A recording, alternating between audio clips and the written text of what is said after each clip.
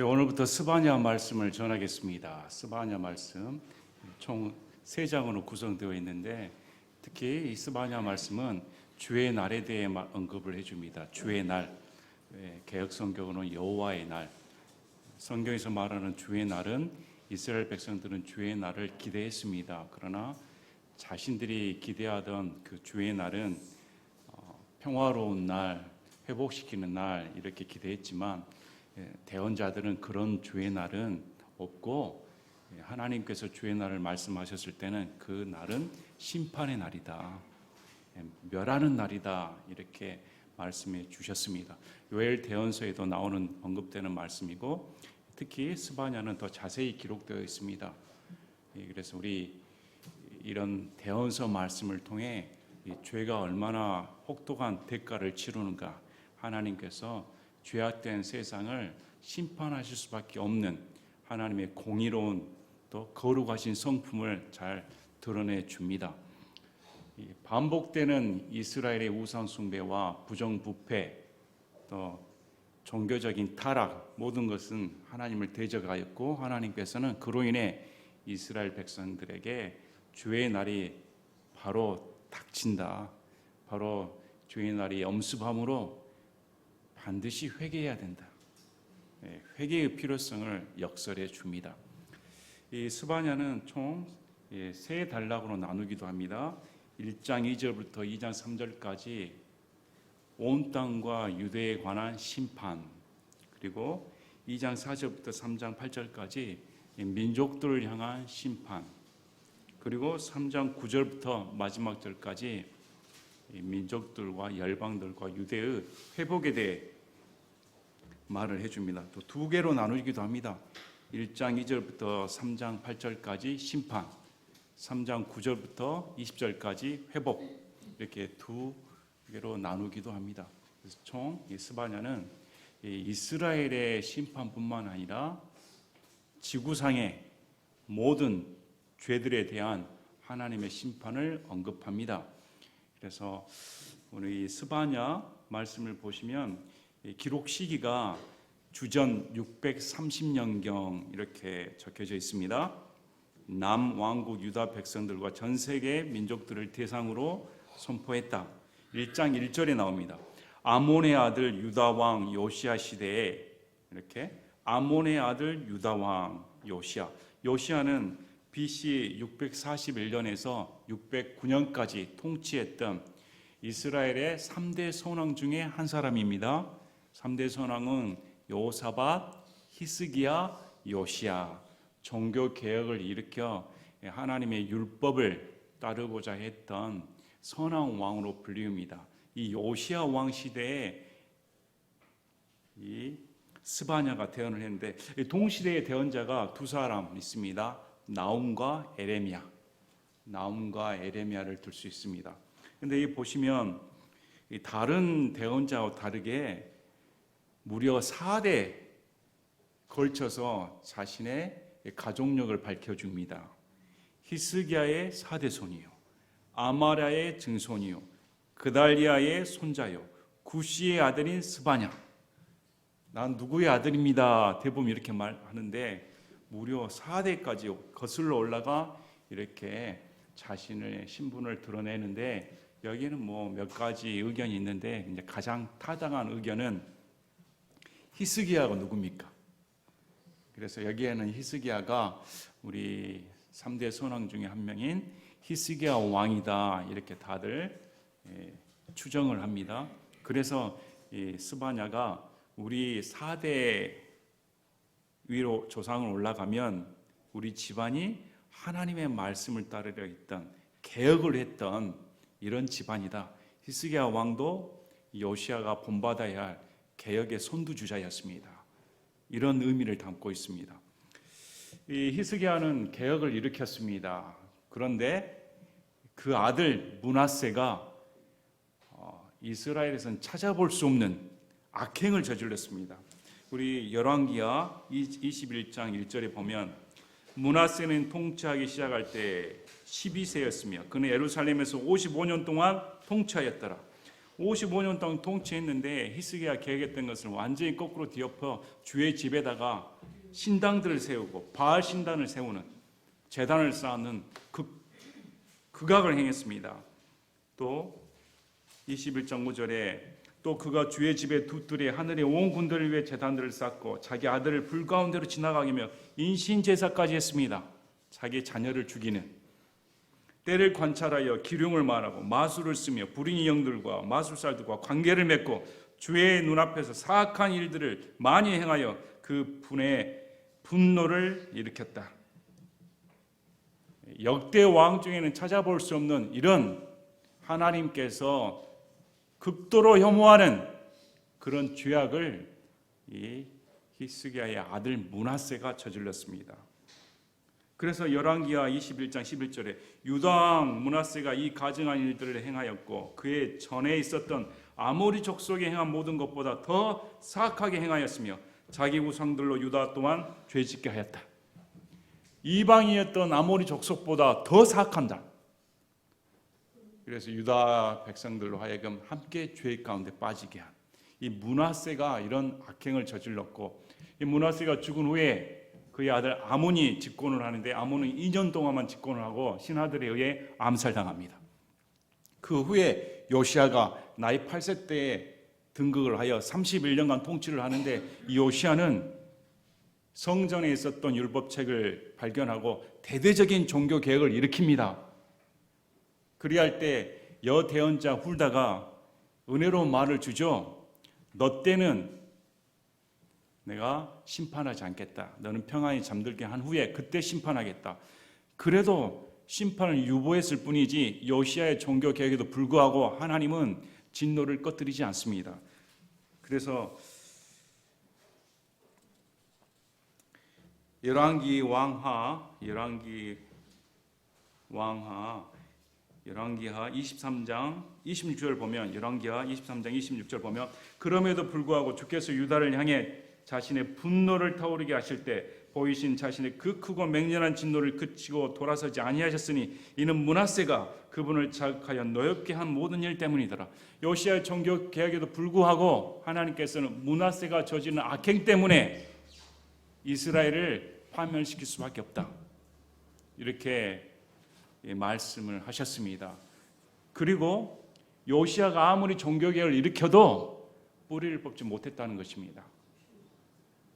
이스라엘의 악행, 이스라엘의 잔존된 우상숭배, 부정부패는 아무리 선한 왕이 등극한다 하더라도 이스라엘은 완전한 개혁이 이루어지지 않았습니다. 이것이 지금 당시 시대상을 말을 해줍니다. 이럴 때 스바냐가 말을 하는데 어떤 학자들은 이 스바냐야 대언자의 영향을 받아 요시야가 종교개혁을 일으켰다 이렇게 주장하기도 하지만 명백한 근거는 없습니다. 이러한 시대상에 지금 스바냐가 주의 날에 하는데 이 히스기야 이렇게 말이 나오는데 뒤에 다 야가 끝나죠. 야 하면 여호와 하나님 이렇게 가리킵니다. 히스기야라는 뜻은 여호와는 나의 힘, 주는 나의 힘. 그리고 아마랴 하면 주께서 말씀하시다, 여호와께서 말씀하시다. 그다랴 하면 여호와는 위대하시다, 주는 위대하시도다. 그리고 여기 스바냐, 야로 끝나는데 스바냐는 주께서 숨기시다. 이런 의미를 갖습니다. 맹렬한 진노의 여호와의 날에 주께서 숨겨주신다. 이렇게 해석을 합니다. 이렇게 집안이 전부 다 하나님을 높이는 집안이었습니다. 근데 구시의 아들 이렇게 나오죠. 그 이름이 다 야야야 끝나는데 자기 아버지 이름은 구시. 그래서 오해의 소지가 있지 않았을까. 구시란 말은 사람 이름일 수도 있습니다. 우리 에레미야 36장 14절에 보면 이 구시가 사람 이름으로 나옵니다. 또 어떤 학자들은 이 구시가 이디오피아 사람, 이디오피아 종족 아들 아닌가, 이디오피아계 이렇게 주장하는데 근거는 없습니다. 사람 이름이 맞다 생각합니다. 그래서 구시의 아들인 스바냐 이렇게 아주 길게 장황하게 자신을 소개를 하면서 이제 2절부터 나오는데 2절과 3절은 온 세상을 향한 심판을 가리킵니다. 그리고 4장부터 6절까지는 유다의 종교적인 타락을 가르쳐 줍니다. 7절부터 13절까지는 유다의 사회적인 타락상을 가르쳐 줍니다. 그래서 심판당할 수밖에 없다, 이렇게 하나님께서 말씀하십니다. 그래서 3절과 2절과 3절은 유다뿐만 아니라 온 세상을 멸절시키겠다는 하나님의 엄중한 심판의 선고가 내려집니다. 내가 그 땅에서 모든 것을 철저히 소멸시키리라 주가 말하노라. 어느 대언자도 이렇게 단도직입적으로 말하지 않습니다. 근데 이 스바냐는 자신을 소개한 다음에 바로 1절에 다 소멸시킨다, 다 그냥 멸해버린다, 이렇게 말씀을 합니다. 그래서 구체적으로 3절에 내가 사람과 짐승을 소멸시키고 하늘의 날짐승과 바다의 물고기를 소멸시키며 사악한 자들과 더불어 걸려 넘어지게 한 것들을 소멸시키고 그 땅에서 사람을 끊으리라 주가 말하노라. 온 세상에 창조된 창조물을 다 소멸시켜버리겠다. 여러분, 창세기가 기억이 나야 됩니다. 창세기 때 다섯째 날, 여섯째 날이 창조의 피크입니다. 근데 지금 이 말씀은 다섯째 날, 여섯째 날 창조된 그 창조물들을 다 쓸어버리겠다, 이렇게 엄중한 심판의 말씀을 전해줍니다. 결국은 하나님께서 창세기에 인간의 타락으로 말미암아 혼돈된 죄악된 이 세상을 다시 멸해버리고 하나님께서 회복시켜 주시겠다, 이런 의미를 담고 있습니다. 그래서 하나님께서 물고기까지 소멸시키겠다, 이 말은 원래 노아의 홍수 때 물고기는 살았습니다. 노아의 홍수 때 바다의 물고기는 살았죠. 근데 여기 보면 물고기까지 다 죽여버리겠다, 없애버리겠다, 이렇게 말씀하신 것은 노아의 홍수 때보다 훨씬 더 강도가 센 심판이 임한다는 것입니다. 그때는 살아남지 못한다, 다 없애버리겠다, 이렇게 말씀합니다. 사람까지, 죄악된 사람까지 다 없애버리겠다. 한 사람도 살아남지 않는다. 무서운 말씀입니다. 온 세상을 향한 하나님의 심판의 메시지입니다. 또 이제 4절부터는 유다를 향해 말씀을 합니다. 내가 또한 유다 위와 예루살렘의 모든 거주민들 위로 내 손을 내밀어. 자, 여기서부터는 종교적인 타락에 대해 약 6가지에 대해 말을 합니다. 너희들이 이런 일이 벌어졌다, 바알의 남은 자들을 이곳에서 끊고. 이 말은 지금 바알 우상 숭배자들, 바알을 섬기는 자들이 요시야 시대에도 있었다는 것입니다. 아무리 종교개혁을 해도. 또 그 제사장들과 더불어 그마림들이라는 이름을 끊으며, 바알 제사장들이 있는데 이 그마림은 보통 바알의 사제들, 바알을 섬기는 제사장들을 가리킬 때 그마림이라는 말을 씁니다. 그 다음에 지붕에서 하늘의 군대에 경배하는 자들, 자, 바알 우상 숭배자들, 그 다음에 하늘을 경배하는 우상 숭배자들, 또 경배하며 주를 두고 맹세하면서 동시에 말감을 두고 맹세하는 자들. 나는 하나님 믿습니다, 경배하면서 말감을 믿는, 우상을 겸하여 믿는 이런 자들. 그래서 이 말감은 열왕기하 23장 13절을 보면 암몬 자손의 가증한 것인 밀곰을 위해 세운 것들, 이렇게 나옵니다. 보통 암몬 자손이 섬겼던 밀곰을 가리킬 때 이 말감이다, 이렇게 말을 하기도 하고, 또 몰렉, 인신 제사를 행했던 신 몰렉을 말하기도 한다고 합니다. 자, 그 다음에 주를 버리고 등을 돌린 자들, 하나님 믿는다고 가다가 타락한 자들, 또 주를 찾지도 아니하고 그를 구하지도 아니한 자들, 불신자들, 오늘날 말하면 무신론자들, 이런 자들을 끊으리라. 그래서 유대 백성들 가운데 이런 종교적인 타락한 자들을 하나님께서 벌하신다, 이렇게 말씀합니다. 그러면 당시 시대상과 지금 시대상을 비교해 봐야 됩니다. 우리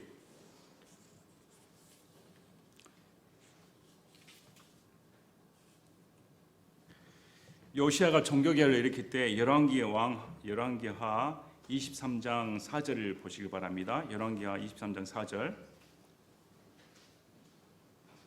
왕이 대제사장 hil기야와 둘째 서일의 제사장들과 문지킨 자들에게 명령하여 바알과 작은 숲과 하늘의 온 군대들을 위해 만든 모든 기구를 주의 성전에서 나가게 한 뒤 친히 예루살렘 밖에 기드론 밭에서 그것들을 불태우고 그것들의 재를 베델로 가져갔으며, 지금 주의 성전에 바알과 작은 숲과 하늘의 온 군대를 위해 만든 모든 기구가 있었다는 것입니다.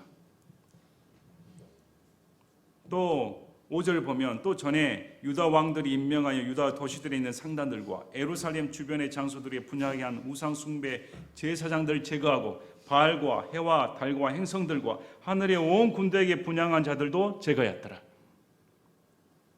이뿐만 아니라 11절을 보면 태양을 숭배했습니다. 요시야가 유다 왕들이 태양에 바친 말들을 제거했는데, 이 말들은 주의 집 어기 곧 그 도시의 주변 지역에 있는 시종장 나달멜렉의 방 곁에 있던 것들이더라. 태양을 숭배했습니다. 또 13절에 보면 아까 말씀드린 밀곰을 또 숭배했습니다. 그러니까 히스기야가 종교 개혁을 일으키고 그 다음에 므낫세가 이런 악행을 저질렀는데, 요시야 종교 개혁할 때 이들이 여전히 세력을 가지고 있었습니다. 그래서 하나님께서는 이런 자들을 가만히 두지 않겠다. 그래서 너희들이 심판받는 이유가 이런 자들 때문이다. 그래서 이스라엘이 유다가 멸망받을 수밖에 없던 이유가 이런 자들 때문에 멸망받는다. 자, 오늘날은 어떨까? 당시 성전에 이런 이방 풍습이 들어와 이런 우상 숭배를 했는데, 오늘날 교회는 어떨까? 여기 보시면 혼합주의가 나옵니다. 주를 두고 맹세하면서 동시에 말감을 두고 맹세했다. 아, 이들은 주여 거룩하신 주님 나왔습니다, 주여 믿습니다 해놓고 전보로 다녔다는 것입니다. 교회에 그런 사람 많습니다. 교회 다니면서도 사주팔자 알아보고 전보로 다니는 사람 많습니다. 하나님께서 멸해버린다. 동시에 섬긴다. 바알 우상 숭배는 어떻습니까? 우리 엘리야 때 바알 우상 숭배자들의 기도 내용을 보면 압니다. 그들은 몸을 상해하면서까지 막 부르짖습니다. 같은 말을 반복하면서 막 계속 몇 시간이고 합니다. 오늘날 방언 기도 똑같습니다. 기도원 가보시길 바랍니다. 자기 육체를 그냥 막 하면서 막 부르짖으면 될 걸로 생각하고, 이런 바알 우상 숭배의 특징이 있습니다. 굉장히 육적입니다. 거룩함은 찾아볼 수가 없습니다. 성경에서 거룩함은 하나님 말씀에 순종하는 것입니다. 육적으로 날뛰는 것이 아닙니다. 또 흥분을 일으킵니다. 막 상하면서 흥분을 하죠. 그런 흥분은 자아도취적인 흥분이지 하나님께서 주시는 거룩한 성품이 아닙니다.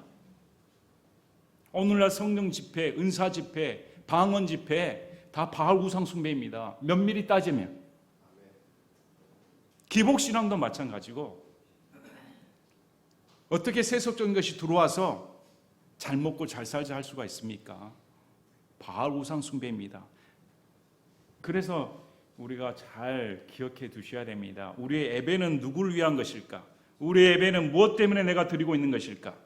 죄인된 내가 하나님을 경배할 수 있다는 그 자체만으로 감사함으로 나와야 됩니다.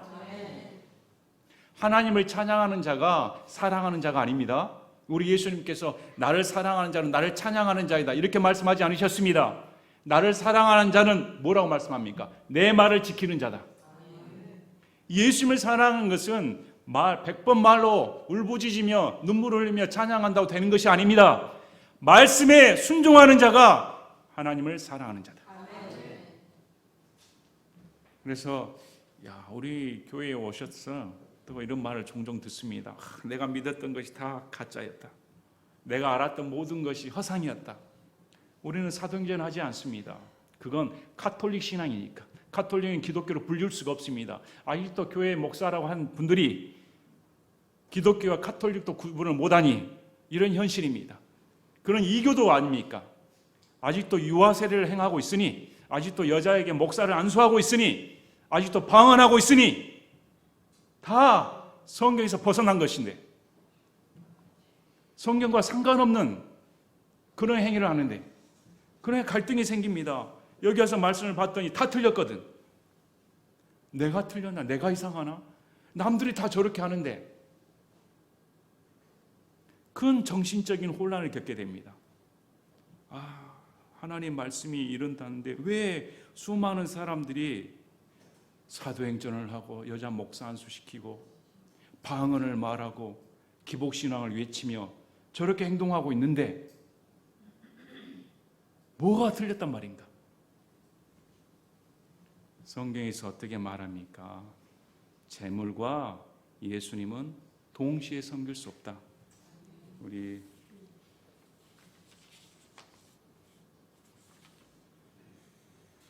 마태복음 6장 24절, 아무도 두 주인을 섬길 수 없나니 이는 그가 한 주인을 미워하고 다른 주인을 사랑하거나 혹은 한 주인을 떠받들고 다른 주인을 업신여길 것이기 때문이라. 너희가 하나님과 만몬을 겸하여 섬길 수 없느니라.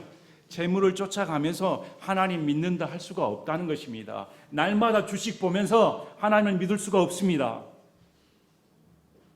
날마다 주식이 얼마나 올라가는가 그거에 관심이 있지 언제 성경 보고 있습니까? 겸하여 갈 수가 없습니다.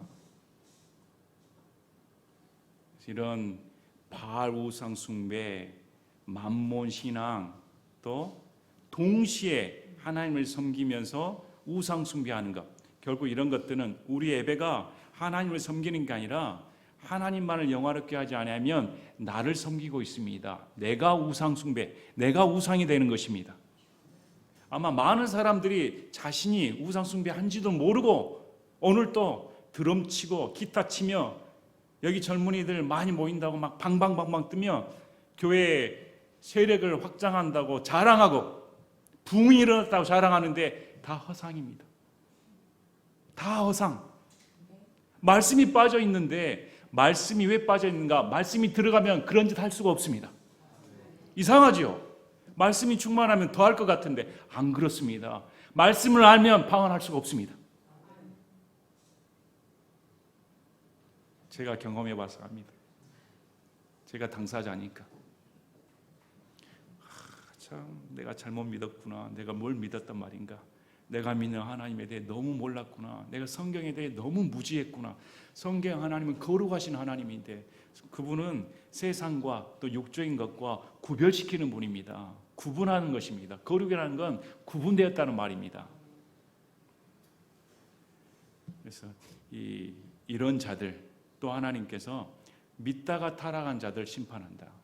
하나님 잘 믿다고 했는데 등을 돌려버리는 배반한 자들, 이런 자들도 하나님께서 소멸시켜버리겠다.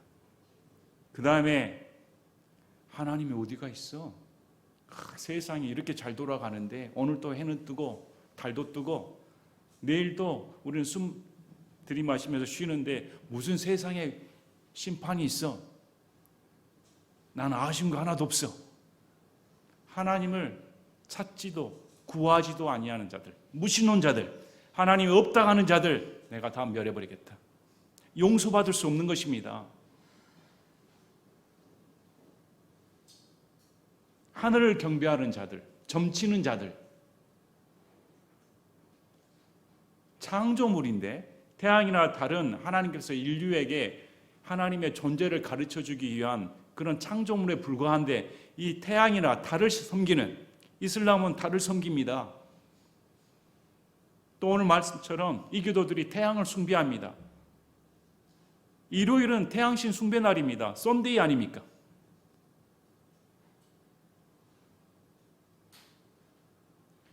이런 것들이 뽕짝돼가지고 교회 내에 파고드는데 하나님께서 구별되지 아니하면 심판한다.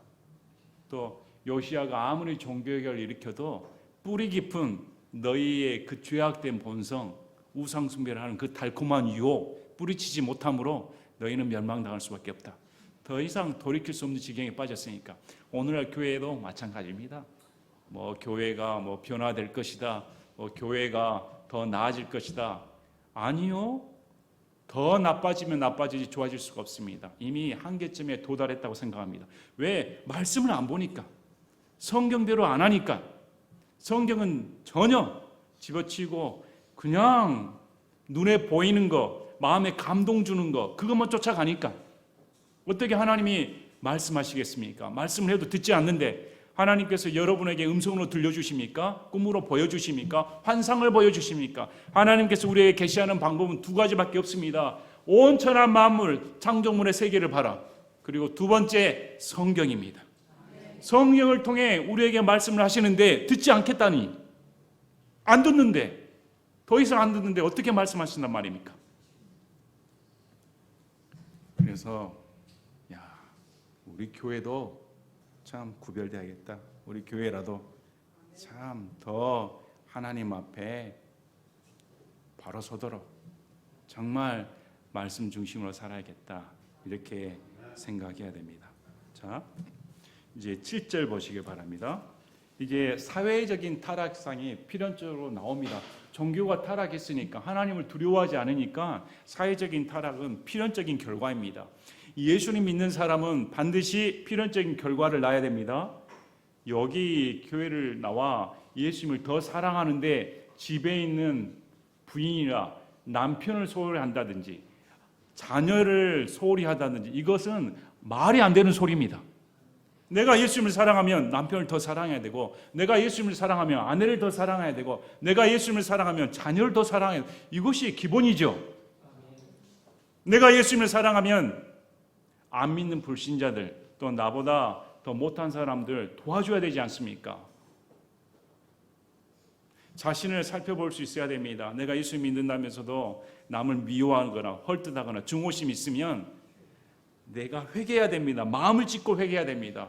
그러나 제가 신앙생활하면서 자신이 무슨 문제로 회개하는지조차 모르시는 분들이 많은 것 같습니다. 내가 저 사람에 대한 미운 감정이 있으면 회개해야 됩니다. 내가 왜 이런 감정에 시달릴까? 주여 용서해 주시길 바랍니다.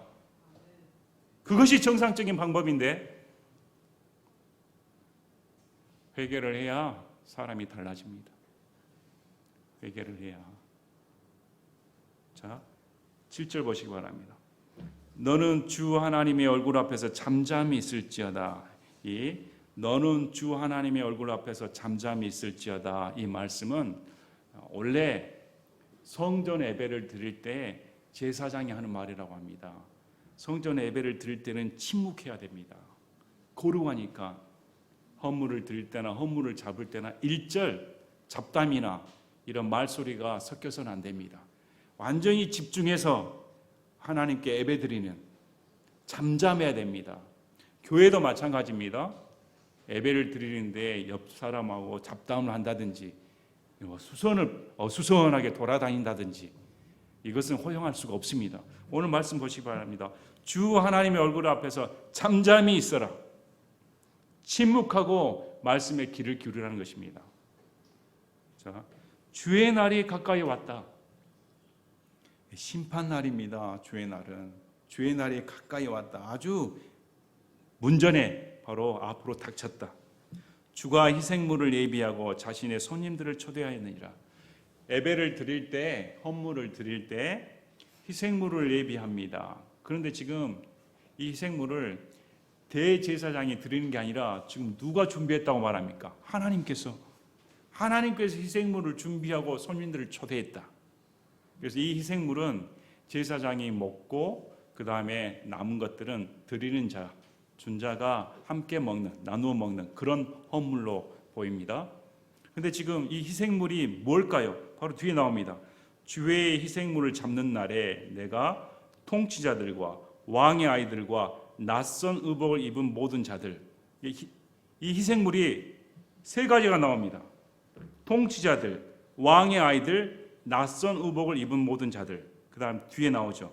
바로 그날에 문지방을 뛰어넘어 자기 지인의 집을 폭력과 속임수로 가득 채운 모든 자들. 이게 희생물입니다. 하나님께서 이들을 다 희생물, 태워버리겠다. 이렇게 말씀을 하시는데, 첫째, 통치자들.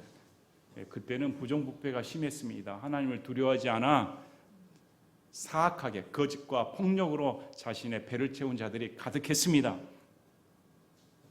또 왕의 아이들, 왕족들을 말합니다.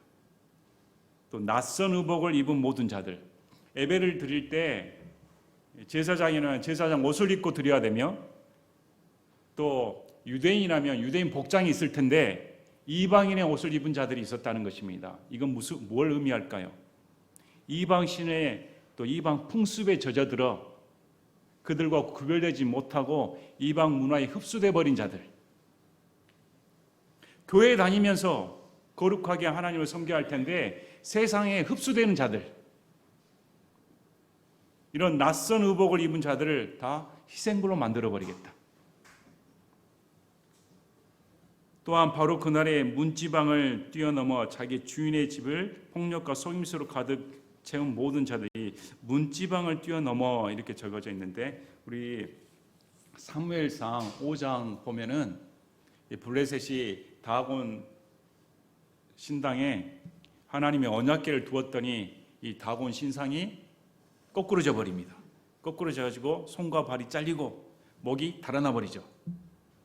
보면 사무엘상 5장 4절에 그들이 다음날 아침에 일찍 일어났는데 보라, 다곤이 주의 궤 앞에서 얼굴을 땅바닥에 댄 채 쓰러져 있으며 다곤의 머리와 손바닥들은 끊어져 문지방에 있고 다곤의 몸뚱이만 남았더라. 그러므로 다곤의 제사장들이나 다곤의 집으로 들어가는 자는 이날까지 아스돗에 있는 다곤의 문지방을 밟지 아니하느니라.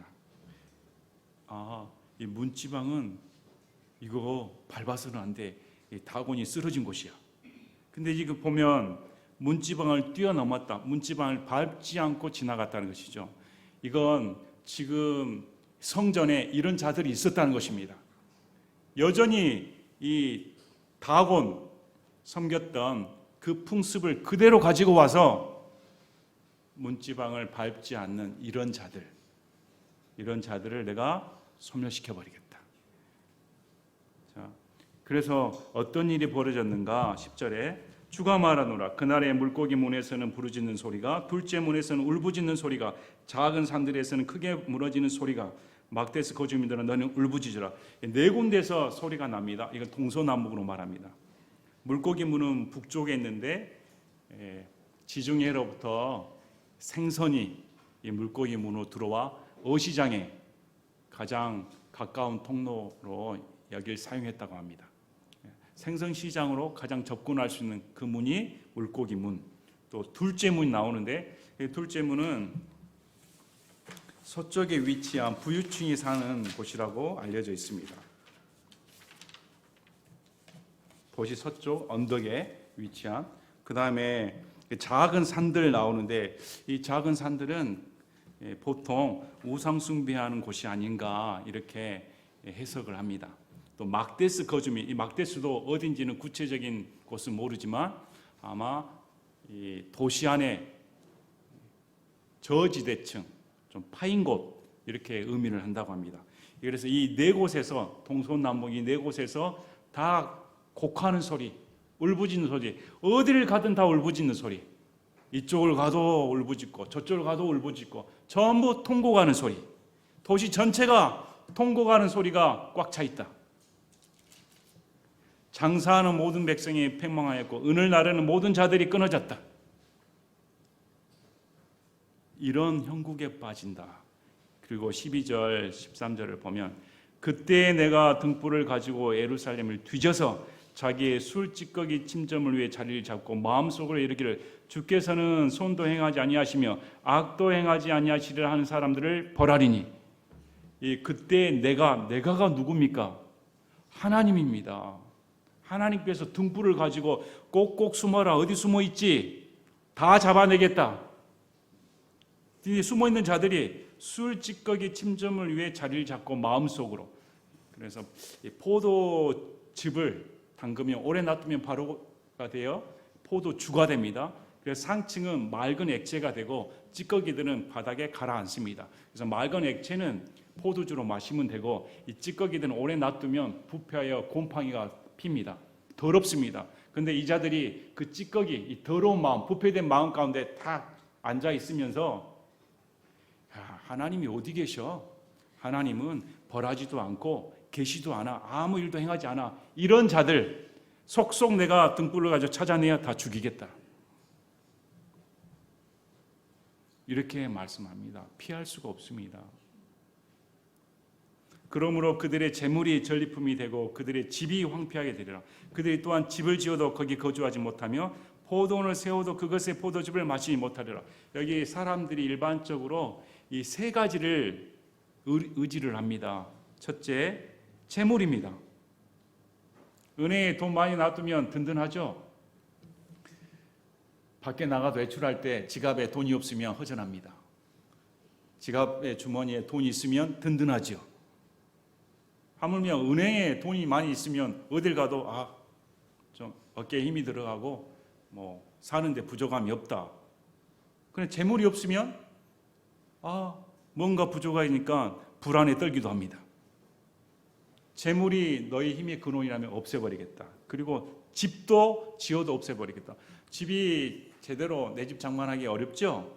집이 있으면 그래도 내 집이 있으니까 그래도 이 집이 내 재산 목록이다 이렇게 할 수 있는데 그 집도 없애버리겠다. 그 다음에 포도즙도 마시지 못한다. 너희가 사업을 벌이지 사업을 벌여서 포도즙을 생산하려고 하는데 너희 사업도 다 멸절시켜버리겠다. 네가 계획하는 모든 것 전부 다 없애버리겠다. 그래서 하나님께서는 이 유다 백성이 종교적으로 타락하고 사회적으로 부정부패를 일삼았을 때 이렇게 하나님께서 샅샅이 다 찾아내어 다 멸해버리겠다. 이렇게 말씀합니다. 그래서 14절에 주의 큰 날이 가까이 왔도다. 그것이 가까이 왔고 심히 급하게 움직이니 곧 주의 날의 소리가 그러하도다. 용사가 거기서 비통하게 부르짖으리라. 얼마나 주의 큰 날이 가까이 왔으면 그것은 급하게 움직인다. 엄청난 빠른 속도로 다가오고 있다는 것입니다. 우리가 인지하지 못한다 할지라도 요시야 시대는 평안했습니다. 그러나 할지라도 엄청난 가까운 속도로 지금 너희 곁에 오고 있다.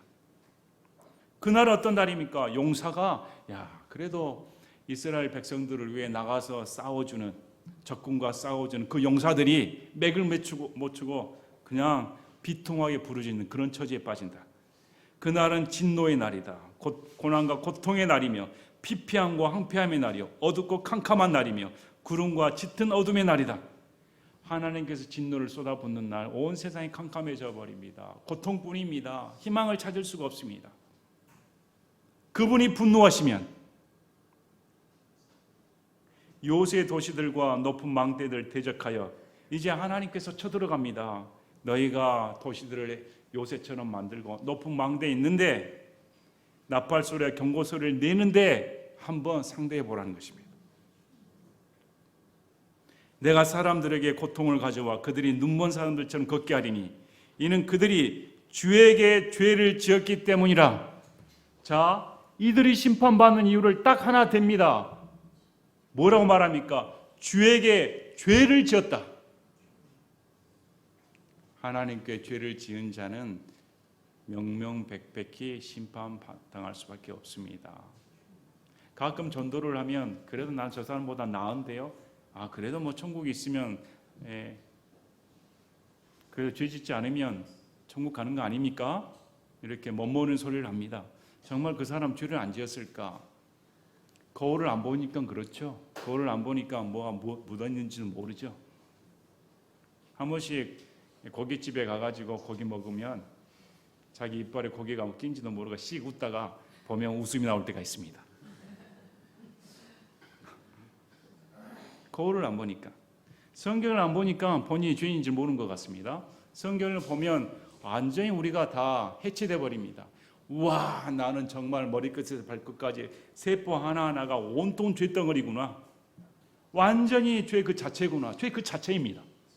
푹 찌르면 입에서 숨 쉬는 거 다 더러운 것밖에 나오지 않습니다. 심판받을 수밖에 없구나 이렇게. 그래서 우리 예수님이 오신 것입니다. 왜? 우리 행위로는 구원받을 수가 없으니까. 구원받을 방법이 없습니다. 절대 절망입니다.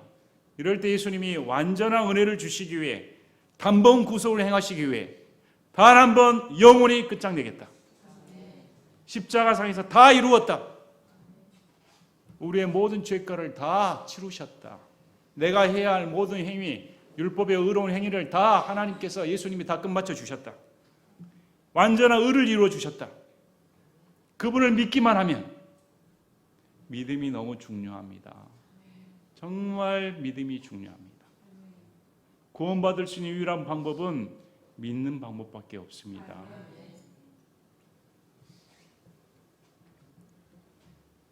그들의 피가 티끌같이 쏟아지며 그들의 살이 거름같이 쏟아지리라. 그들의 은이나 그들의 금이 주의 진노의 날에 그들을 구출할 수 없으며 은과 금을 한들 주께서 심판하실 때 너희가 구출당할 수 있는가? 절망적인 사망 선고를 받을 때가 있습니다. 심각한 질병에 빠졌을 때 이제 며칠 못 삽니다. 은이나 금이 구해줍니까? 이 세상의 모든 능력으로 됩니까? 안 되는 절망적인 상황이 있습니다. 그러면 뭘 생각할까요? 다 제가 만나본 사람들은 다 소용없더라. 다 필요 없더라.